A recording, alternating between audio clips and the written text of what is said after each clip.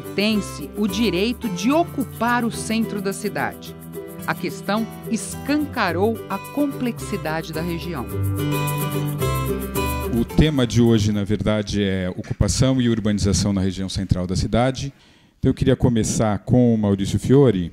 Ele vai apresentar para a gente alguns dados de uma pesquisa feita pelo Programa de Braços Abertos, que é aquele programa que funciona aqui no centro da cidade para redução de danos e que proporciona trabalho e moradia a usuários de crack da região daqui da Luz. Tem uma questão na questão dos usuários de crack, né? Que, na verdade, não são só usuários de crack. A gente também é um problema sério do ponto de vista da identidade quando a gente coloca um rótulo numa pessoa e a considera um usuário de crack. Ele é também usuário de crack, mas também são carpinteiras, mas também são mães, pais. Mas, como o programa é voltado para usuários problemáticos de crack, né? Ou seja, aqueles que fazem uso compulsivo, então eu já feito esse aviso, eu vou seguir um pouco com esse termo usuários, mas lembrando que não são só isso. E aí eu acho que essa é uma questão principal. O grande problema da dita Cracolândia, da região da Luz, é quando você mistura a ideia de resolver o problema da região central. Isso é uma política. O atendimento, a atenção, a redução de danos, ou até o tratamento de usuários problemáticos de drogas, fazem uso problemático de drogas, eles não devem ser misturados. E essas duas coisas, no debate do centro da cidade, são muito misturadas, inclusive nos gestores públicos. É um perfil geral que eu vou trazer para vocês, os beneficiários, aí, né, a amostra que nós chamamos de quantidade, mostra que eles não são tão jovens como se imagina. Nós temos um contingente grande de beneficiários já com uma idade média, né, acima de 30 anos. Você tem aí a maior parte deles nessa idade. São pessoas que têm uma história de vida já muita experiência. Muitas já estão na região da Luz há muito tempo, consumindo crack, inclusive. Aí podem, às vezes, ter paradas de consumo, saem do centro, voltam, né, mas estão lá há muito tempo mesmo. Muitas não são da região metropolitana, né? Aí ficou pequenos, acho que dá para vocês verem que você tem uma parte grande que mas você tem gente de outros lugares. Você tem aí uma super representação de pardos e negros no grupo, o que já é de se esperar, não há nenhuma novidade, porque não é que o crack seja uma droga só usada por mais pobres, mas é uma droga cujo uso problemático está diretamente relacionado a baixas condições de vida. Você tem 25% que passaram pela Fundação Casa quando eram menores de idade e você tem 66% já passaram pelo sistema prisional, né? Acho que esse é um dado relevante. São Paulo é um grande encarcerador, é o estado de São Paulo. Tem uma política de encarceramento e não é um encarceramento permanente, né? Já tem estudos sobre isso. Você tem a entrada e saída na prisão, né? Essa coisa, a prisão, a comunicação entre prisão e sociedade está cada vez mais intensa. Porque quando você põe uma pessoa presa, você está falando que você tem pelo menos 4 ou 5 pessoas em relação direta com a prisão. No geral do Braço Aberto, o programa tem realmente qualidades. Muitas, você vê que aquelas que dizem que diminuíram o consumo das substâncias, o crack, que é a cocaína fumada, foi a que, entre os consumidores dela, que mais reduziram esse consumo depois do programa, né? E então, no geral, a percepção de que o Braços Abertos é uma política inovadora, sem dúvida nenhuma. Ela foi a primeira política para a região central, com consumidores abusivos de crack, que não focou na repressão, e, pelo contrário, focou na alimentação, na renda, no trabalho e na moradia. É algo a ser pensado, e eu espero que, independente do resultado da eleição, que o Braços Abertos, enquanto experiência, não seja perdido.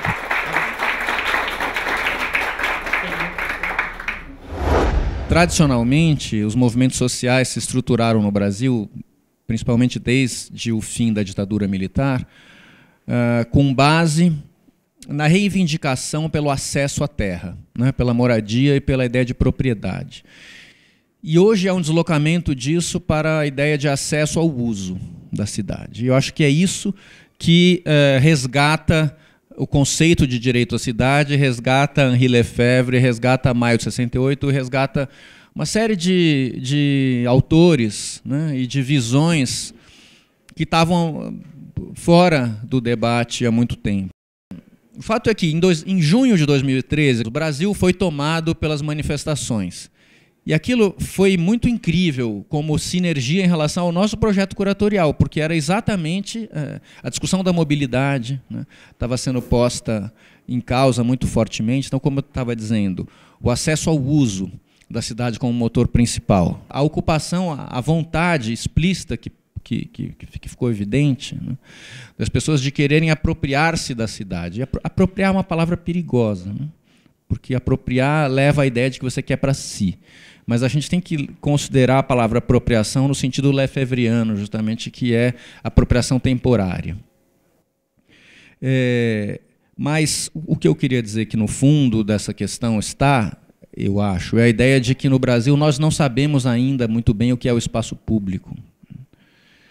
O Brasil tem uma fraca tradição histórica de esfera pública. Esfera pública é alguma coisa, de fato, difícil de se alcançar e exige uma maturidade social e histórica que, por diversas razões, o Brasil não trilhou. O que quer dizer que os assuntos públicos quase sempre sejam tratados na base das relações pessoais e de favor, que são as relações privadas. Do ponto de vista da cidade, a gente enxerga isso claramente. Se as nossas cidades um dia tiveram espaço público, razoavelmente até, né, na Belle Époque, desde a Belle Époque, fim do século XIX, começo do XX, até um certo momento de uma urbanização mais generosa, etc., o que se viu claramente a partir dos anos 50 e, sobretudo, nos 70, foi um sacrifício total dos espaços públicos em nome do rodoviarismo e da privatização de tudo, né, gradeamento, e privatização que é também a ocupação. Quer dizer, quando o Maurício cita a Cracolândia como espaço ocupado, também a ocupação das pessoas de certos espaços é uma forma de privatização terrível, mas também é. Então, posto isso, né, se nós no Brasil até hoje nunca entendemos bem o que é o espaço público, no sentido do público como oposto ao privado, o público como lugar explícito de uma coletividade que tem ali uma forma de mediar as suas relações, né, a novidade é que isso hoje em dia está aparecendo.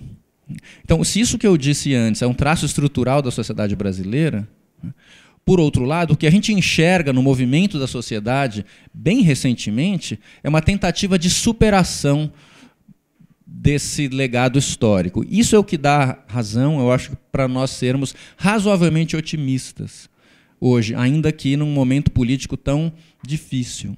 Eu acho que do lado da sociedade civil há movimentos fortes na direção da conquista de um direito à cidade.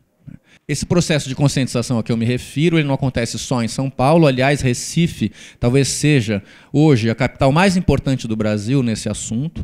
O Minhocão, a gente sabe que ele é fechado para carro aos domingos e à noite, desde a prefeitura da Erundina. Então, faz muito tempo, né? Só que décadas de um lugar vazio, né? Usado por pouquíssima gente, pessoas, alguns aventureiros que iam correr e tal. Hoje em dia não é assim. Então, coincide com esse momento uma vontade da sociedade de fazer desse lugar, custe o que custar, em condições muito agressivas, né, um espaço público. Então vai lá, estende um tapete de grama sintética, põe uma piscina, faz. O movimento Baixo Centro foi muito importante nisso, né? Começou a fazer ações regulares, artísticas, musicais principalmente. Um espaço público numa cidade como São Paulo, ainda mais no centro, ela tem que ser um lugar onde ela permita que os conflitos apareçam, porque o sinal da aparição dos conflitos é o termômetro da existência do espaço público. E o que o espaço público tem que fazer é conseguir mediar esses conflitos.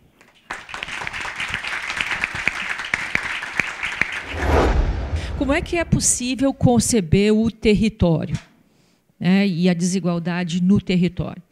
É possível conceber o território como, originalmente, é claro, um espaço físico, mas, sobretudo, um espaço social, em que se superpõem camadas de dimensões de direitos sobre os indivíduos. Os direitos do indivíduo, a vida do indivíduo, ela é resultado da fusão de diferentes dimensões de bem-estar. O Brasil da década de 70 e mesmo da década de 80, mas principalmente da década de 70, era um país relativamente igualitário, no sentido de que uma grande parte do território, e isso se expressava na vida dos domicílios, era privada de renda, mas também de água, mas também de energia elétrica, mas também de acesso à saúde, mas também de acesso a serviços. Se a gente coloca isso no mapa, as transformações que o Brasil viveu nos últimos 40 anos, sobretudo a partir dos anos 90, são muito impressionantes nesse sentido. Por quê?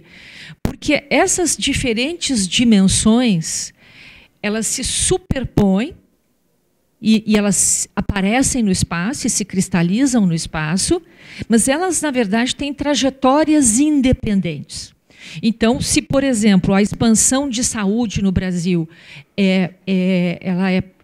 em termos de saúde básica, ela se universalizou, e hoje nós temos baixa desigualdade no Brasil no que diz respeito ao acesso à saúde básica, né? O acesso a esgoto, a serviços de esgoto, teve outra trajetória, por outras razões. Os territórios no Brasil hoje se diferenciam menos com relação a essas dimensões e mais com relação à ocupação imobiliária e às condições de habitabilidade. O fenômeno da segregação hoje nas regiões metropolitanas e em São Paulo e na região metropolitana de Campinas é um fenômeno de evitação social. Você pode olhar o território das cidades e o direito à cidade do ponto de vista do direito de acesso a serviços que nós consideramos muito básicos para uma vida decente. Dependendo, o Brasil é um país, e de resto não se diferencia de outros países do mundo, né, em que você tem desigualdades em escala nacional, em escala regional, desigualdades dentro das regiões metropolitanas e também cidades dentro das cidades que podem ser observadas e captadas por essas diferentes modalidades de ocupação. Um morador de renda média em Belém tem condições de moradia muito inferiores a um morador de renda muito baixa na cidade de São Paulo, né? O que explica que a renda não é a única dimensão para você entender, captar o bem-estar dos indivíduos, né?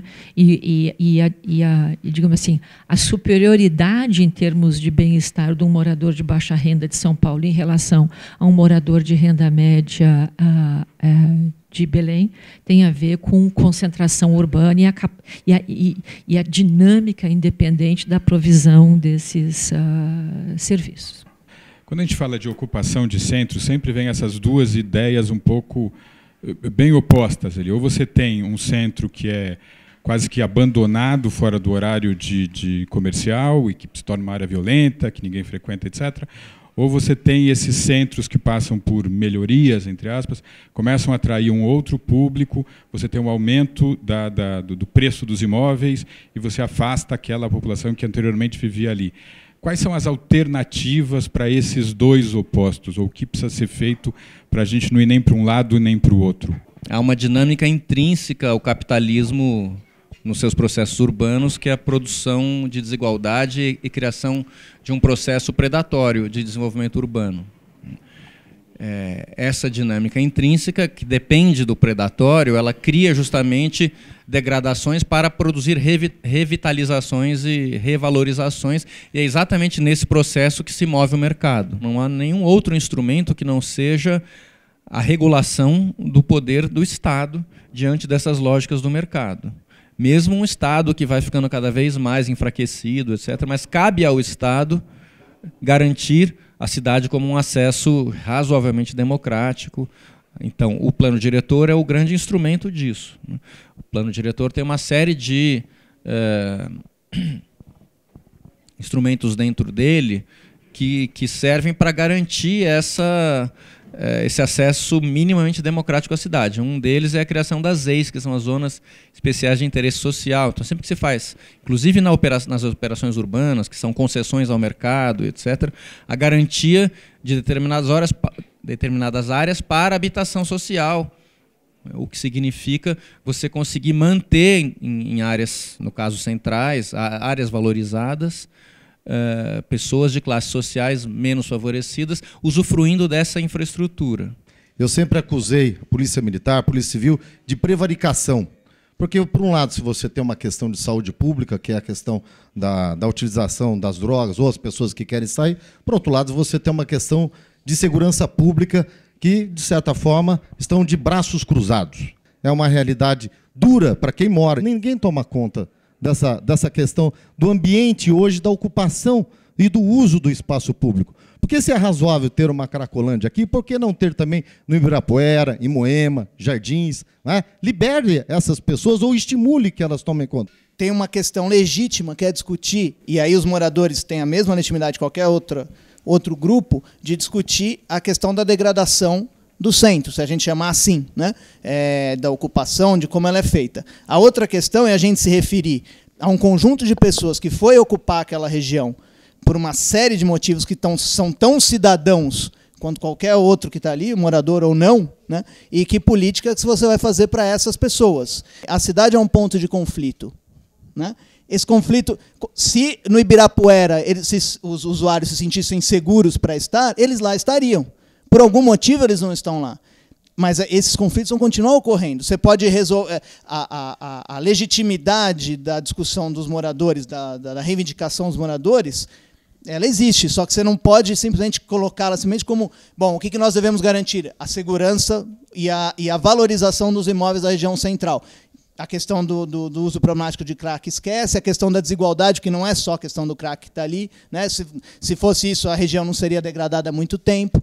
Você esquece todas as outras? Não, vai haver esse conflito e nós temos que gerenciá-lo. Com relação à política de drogas, existem, de fato, concepções distintas de qual é o meio mais eficaz para combater esse problema, né? E concepções essas que têm a ver menos e mais com interpretações diferentes sobre quais são os mecanismos que de fato funcionam, né? Então existe uma parcela das pessoas que digamos, se milita nessa área, que vê a intervenção policial como mais eficaz. E existe uma outra parcela que vê a intervenção médica, a intervenção das assistentes sociais como mais eficaz. A polarização não é uma coisa ruim. O que é ruim, e é o que me parece que nós estamos vivendo, quando você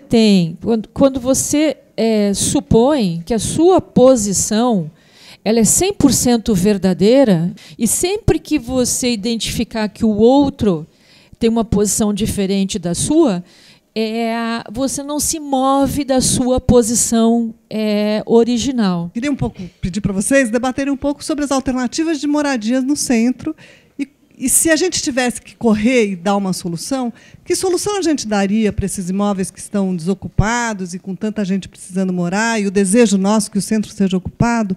O que a gente faria também com os espaços de cortiço? A legislação que regulamenta cortiço ela é muito insuficiente. A gente tem uma quantidade enorme de pessoas que moram nessas condições, e essa seria uma forma, né, de dividir um pouco mais democraticamente os espaços, não em formato de cortiço, mas reformas de espaços que permitissem a ocupação de espaços grandes e em menores unidades para que muito mais gente pudesse morar. Não por acaso o centro é o lugar que tem mais movimentos de ocupação de sem-teto. São vários, né, os grupos. Justamente porque tem muitos móveis vazios, mas também porque o centro é o lugar mais simbólico para você fazer essa ação. Então é o lugar mais politizado do ponto de vista, apesar da questão dos movimentos de moradia vir originalmente das periferias, né, hoje em dia o centro é o lugar para onde isso converge, porque justamente é o lugar onde mais tem os movimentos de sem-teto. Mas acontece que todo esse movimento superpolitizado que resiste para estar no centro, no fundo, em grande medida, usa essa resistência para conseguir o seu Minha Casa Minha Vida no final e ir morar lá longe, mas recebendo a sua casa própria, o que é muito terrível do ponto de vista da conclusão desse debate, né? Porque esse meio, a politização é um meio e não um fim, em grande medida. Eu gostaria de acrescentar esse comentário, um dado que me parece relevante, de um estudo que foi feito por um colega meu, do Centro de Estudos da Metrópole, Eduardo Marques. Eles fizeram um esforço de contar, com base em dados os mais confiáveis possíveis, de fato, quantos imóveis desocupados estariam disponíveis para fazer uma ocupação desse tipo, né? De fato, no centro de São Paulo, você teria 53 edifícios desocupados passíveis de ocupação e 30 deles já ocupados, né? Você tem mais edifícios, mas, na verdade, nessa conta que superestima o número de imóveis passíveis de habitação, haveria imóveis com problemas estruturais tão graves que os custos de recuperação seriam muito altos, ou imóveis que seria impossível recuperar, né? Quando nós examinamos as soluções habitacionais, por exemplo, nos países desenvolvidos, elas são mais eficazes porque a desigualdade original no que diz respeito à renda faz com que a redistribuição que o Estado tem que operar seja menor do que a redistribuição que está, o nível de redistribuição via política pública que está colocado para as cidades e para o Estado brasileiro, o que tende a tornar ineficiente, tende a tornar o investimento público nessa área uma espécie de enxugar gelo. Nós temos um grupo pequeno em São Miguel que nós trabalhamos com moradores de rua, que é o GEA. E nós recebemos uma crítica muito forte hoje, que algumas pessoas colocam, que o nosso trabalho está motivando para que mais pessoas venham para a rua, inclusive venham para o centro. Me parece, em termos de pressuposto, muito estranho que alguém deseje ficar na rua porque alguém vai passar a noite e vai distribuir comida ou cobertor, né? O que não quer dizer que a gente possa discutir a forma como isso é feito, né? Que realmente você pode criar situações de deterioração do espaço mantendo uma lógica num baixo assistencialismo. Assim, temos que evitar o baixo assistencialismo. Mas, nesse caso dos moradores de rua, é um pouco diferente do que a Marta estava falando com relação ao nosso gravíssimo problema, esse sim distributivo, né? Que é uma alta demanda de poucos geradores, porque é uma desigualdade estrutural histórica, e como é que nós vamos resolver esse embate fiscal. Isso é verdade, mas no caso dos moradores de rua, isso não é muito verdade. É incrível como uma política de baixo custo ela pode ter efeitos muito positivos nos moradores de rua, e pensando no centro, nos moradores de rua do centro. Por que a gente não utiliza os grandes parques centrais, estou falando até aquele de Higienópolis, mas para poder discutir essas questões da habitação, das intervenções simbólicas culturais, porque você tem vários movimentos no centro, destaco o Baixo Centro como um deles, você tem o Travessia que está voltando agora com investimento da União Europeia, você tem muita coisa acontecendo no Glicério, de comunidades ali, de costureiras, exportando biquíni, entendeu? Tem muita coisa, e não tem articulação entre esses movimentos do centro. Eu vejo muito mais articulação nas bordas da cidade para discutir o direito ao uso do espaço público do que aqui. O que acontece, alguém falou em sociedade civil, com a sociedade civil aqui representada no centro? Pegando alguns ganchos do que foi dito, eu vou dizer mais alguma coisa. Ou vou tentar. Primeiro, pelo aspecto dos afetos, que eu acho que é o que une as considerações, né? Acima de tudo. E a gente vive um momento muito dramático desse ponto de vista, de acirramento de intolerâncias baseadas nesse afeto muito recrudescido. E eu acho que isso se deve, em grande medida, ao fato de que a nossa sociabilidade brasileira foi até hoje muito baseada em autoritarismo e em violência dos direitos privados e individuais, né? Valeu sempre um pouco a lei do mais forte. E quando isso começa a ser questionado, gera raiva nas pessoas. Então, que outra explicação poderia embasar o fato de gente ficar com tanta raiva, por exemplo, de uma ciclofaixa que agora está impedindo que ela possa estacionar o seu carro no seu valet? O que acontece é que realmente eu acho que uma série de decisões singelas até, né, políticas recentes da administração Haddad, botaram isso em questão. Uma vontade da afirmação de direitos mais coletivos em detrimento desses antigos que eram a lei do mais forte, onde impera o individual, quem pode, quem tem carro, né, nesse caso. Então, isso é uma mudança de valores que gera muito ódio. O grande problema de hoje em dia é como a gente deslegitima muito fácil a outra demanda, a outra voz, né? E a gente não reconhece que pensar o espaço público dói. Porque dói. Dói porque, como dói a questão distributiva. A solução fácil, a promessa fácil de basta fazer alguma coisa e está resolvido, não vai acontecer, vai doer. Vai doer para todo mundo, dói sempre. E aí é um pouco aí com compaixão, aí entra a empatia, né, de se colocar no lugar do outro. Então são desafios que a gente tem que ter assim, persistência de manter o diálogo, reconhecer a voz, reconhecer o morador de Santa Cecília e falar, não, vamos tentar, né, e não vai ficar todo mundo feliz, vai doer. Nós estamos vivendo um momento de muita intolerância no Brasil, uma intolerância que é perigosa, que é nociva, e, portanto, a oportunidade de reunir pessoas com pontos de vista diferentes é uma oportunidade de você exercitar a divergência e a tolerância. A gente precisa colocar as ideias e as posições de todos e legitimá-las, elas todas são legítimas, para discutir o direito à cidade. É isso que nós estamos falando, né? Moramos no espaço e temos visões de cidade, às vezes, diferentes também. O exercício de viver na cidade é um exercício de se relacionar com a diferença, né, e com o outro. Então esse é um grande ensinamento, né, que nem sempre é levado em conta, porque a tendência muitas vezes é as pessoas se fecharem nos seus pontos de vista próprios, atrás dos muros dos lugares onde vivem e praticarem a intolerância, quando na verdade a cidade é o lugar do encontro e da partilha da diferença.